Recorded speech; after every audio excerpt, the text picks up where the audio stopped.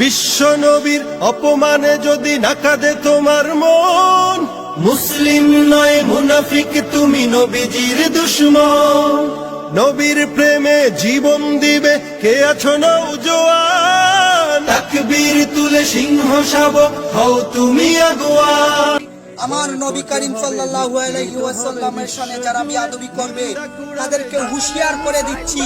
আপনারা দেখেছেন কুরবানি ঈদের মধ্যে গরুকে কচি কচি করে কাটা হয়।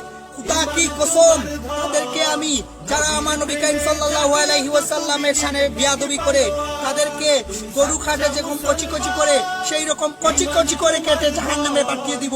নবীর উম্মতেরা এখনো বেঁচে আছে, নবীর গোলামেরা এখনো বেঁচে আছে।